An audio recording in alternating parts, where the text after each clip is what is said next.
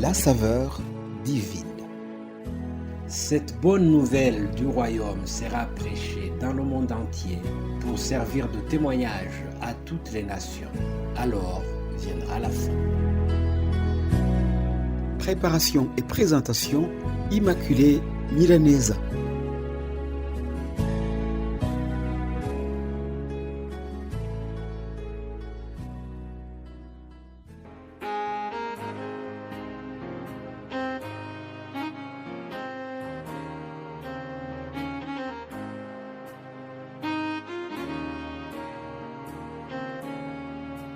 Bienvenue très chers amis à l'écoute de cette émission Saveur divine. Que le nom de l'Éternel soit loué. Je rends grâce à ce Dieu qui me donne encore le souffle de vie. Aujourd'hui, vendredi, dernier jour de notre semaine. Alléluia. Que le temps passe vite, chers amis. J'espère que vous utilisez convenablement votre temps. En tout cas, moi, j'essaie de rentabiliser mon temps et je rends grâce à Dieu pour ma santé. Je le remercie pour le souffle de vie que j'ai, ce qui me permet de vous partager ces messages. Vraiment, nous rendons grâce à Dieu. Comme vous le savez, toute la semaine ici, nous sommes sur Galates 5, 22, le fruit du Saint-Esprit. Le fruit de l'esprit, et aujourd'hui nous allons parler de la bonté de Dieu.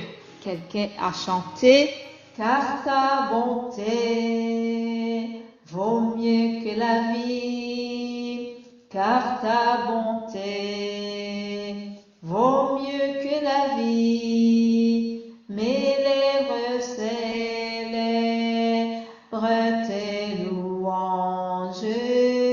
Car ta bonté vaut mieux que la vie. Alléluia, la bonté de Dieu. La bonté de Dieu est une manifestation de l'Esprit. Dieu est bon et son désir, c'est que nous soyons bons aussi. Dieu est bon et il souhaite que nous soyons bons les uns envers les autres. Vous savez, chers amis, vraiment, Dieu prend plaisir de nous faire du bien et il souhaite que nous soyons aussi bons les uns envers les autres. Quelqu'un a dit une phrase que j'ai beaucoup aimée et je vais vous répéter cette phrase. C'est une phrase qui dit ceci: lorsque nous sémons une graine de bonté, elle peut produire des résultats inespérés.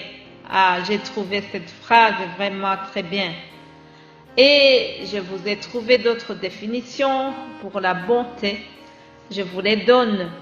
La bonté, c'est de savoir tendre la main aux autres sans s'arrêter aux préjugés, aux a priori. C'est s'inquiéter du bien-être des autres. C'est l'amour en action, comme dit l'apôtre Paul. Vous savez, l'apôtre Paul, dans 1 Corinthiens chapitre 13 au verset 4, il nous parle de l'amour de cette manière. Il dit ceci: l'amour est patient, il est plein de bonté. Voilà la bonté. Donc, cher ami, si tu aimes réellement quelqu'un, tu dois lui témoigner ton amour en manifestant ta bonté envers lui. Alors, une autre chose, c'est que, vous le savez très bien, la bonté nécessite une réciprocité. Encore une fois, je vais vous citer l'apôtre Paul. Il dit: soyez bons les uns envers les autres, compatissants, vous pardonnant réciproquement, comme Dieu vous a pardonné en Christ. Alléluia. Cher ami, la bonté engendre facilement le pardon. C'est par elle, c'est par cette bonté que Joseph a pu pardonner à ses frères, malgré que ses frères lui avaient fait beaucoup de tort. Ses frères lui avaient manifesté beaucoup de haine. Mais Joseph leur a fait du bien. Il a dit: vous avez voulu me faire du mal, mais Dieu a transformé ce mal en bien. Alléluia. Nous avons un Dieu qui transforme le mal en bien. Encore une fois, je voudrais vous donner un exemple de comment la bonté divine, la bonté qui vient de Dieu, par elle, nous pouvons balayer toutes les barrières sociales et faciales. La bonté a été manifestée à un jeune garçon que nous trouvons dans le livre de 2 Samuel, chapitre 9, verset 1. C'est le roi David qui pose une question. Il dit ceci: reste-t-il quelqu'un de la maison de Saül pour que je lui fasse du bien à cause de Jonathan? Et moi je dirais, grâce à Jonathan.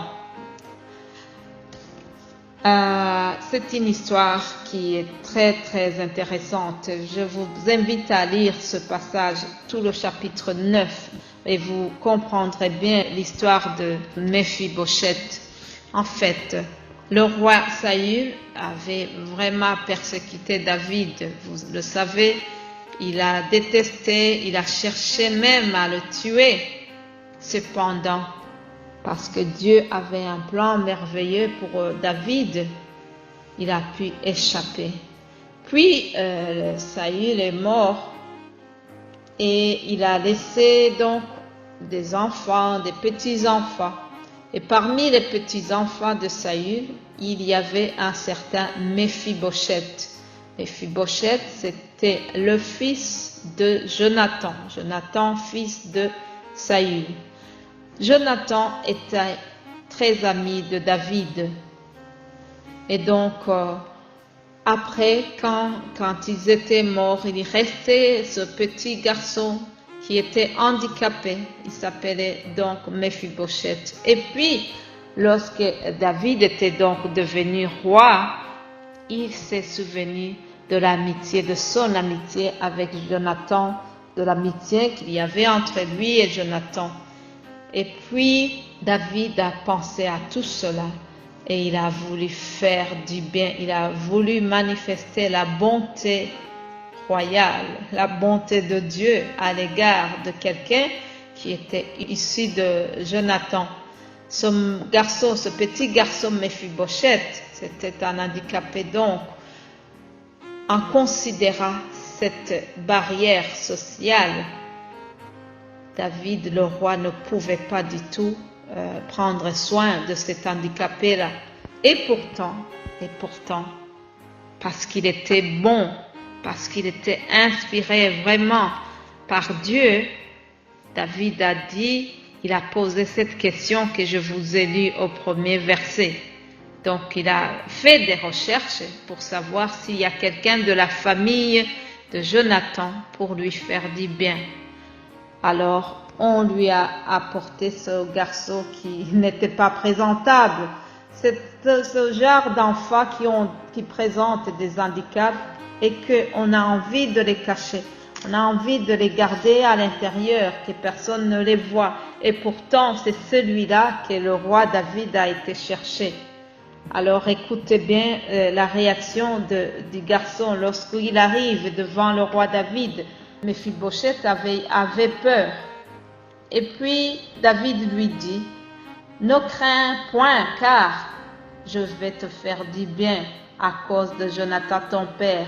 Amen. Ne crains rien, ne crains pas, car je vais te faire du bien à cause de Jonathan ton père. Ça, c'est la même parole que Jésus ou Dieu t'adresse aujourd'hui. Ne crains pas, n'aie pas peur de ton passé. Ne considère plus ce qui t'avait séparé de Dieu. Ne crains pas, mais dis-toi que Jésus se tient devant toi aujourd'hui et il te dit, ne crains pas, je viens te faire du bien. Alléluia. Il pose encore cette question aujourd'hui. Y a-t-il encore quelqu'un à la saveur divine pour que je lui fasse du bien, chers amis? Il y a quelqu'un, il y a Jésus qui veut te faire du bien, car sa bonté durera jamais. La bonté de Jésus durera toujours, chers amis. Notre temps est terminé, mais je vous promets que nous allons continuer à parler sur ces fruits la semaine prochaine. Je vous souhaite de passer un excellent week-end et continuer à porter les fruits de l'Esprit au nom de Jésus-Christ. Alléluia. Amen.